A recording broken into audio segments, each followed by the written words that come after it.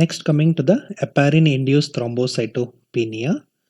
So in case of heparin-induced thrombocytopenia will occur whenever the patient's platelet count is less than 1,50,000 per ml, or if the patient platelet count will decrease to the 50% from their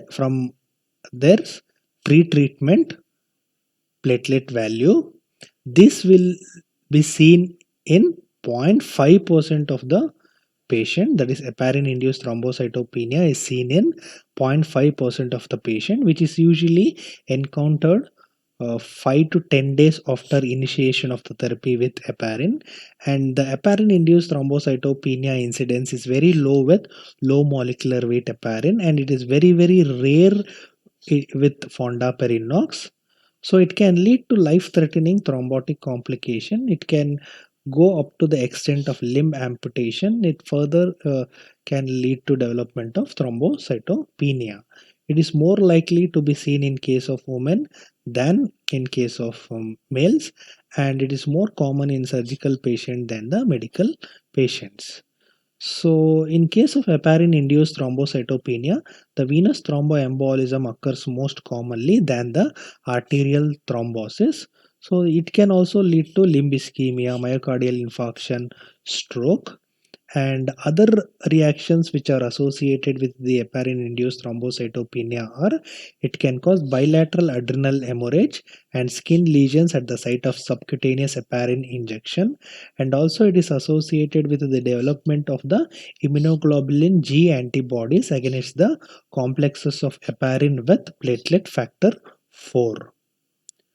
So whenever you encounter heparin induced thrombocytopenia, the first thing you should do is I should discontinue the heparin treatment immediately.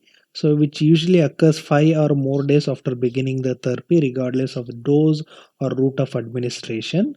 So, how do you do the diagnosis of heparin-induced thrombocytopenia?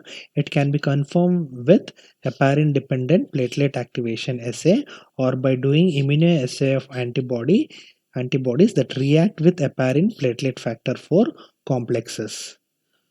So, because of the thrombotic complication which can occur even after the cessation of the therapy, you need to administer the alternative anticoagulants like bivaluridine, argatroban, which are the direct thrombin inhibitors, and also you can use fondaparinux, which is a synthetic pentasaccharide anticoagulant, should be administered to a patient with heparin-induced thrombocytopenia.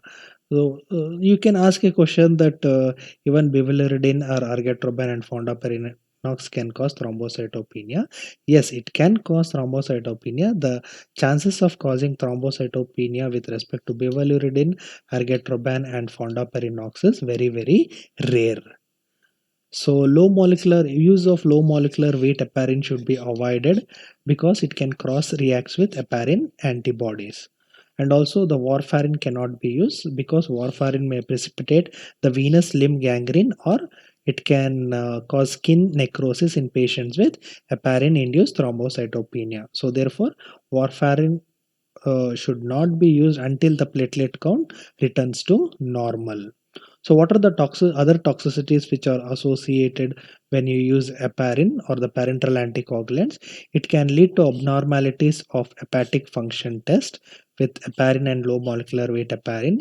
It can cause osteoporosis whenever the heparin is given at a dose of more than 20,000 units per day for extended period of 3 to 6 months.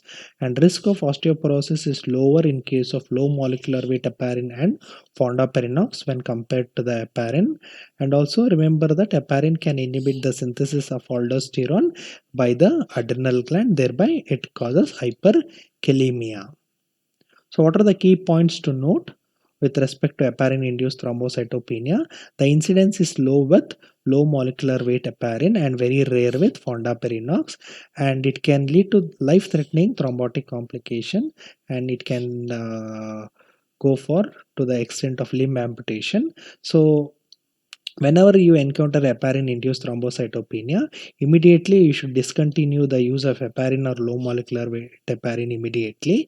Alternative anticoagulants such as bivalirudin, argatroban, or fondaparinux can be used in a patient who are experiencing heparin-induced thrombocytopenia, but not low molecular weight heparin because it cross reacts with the heparin antibodies. Thank you.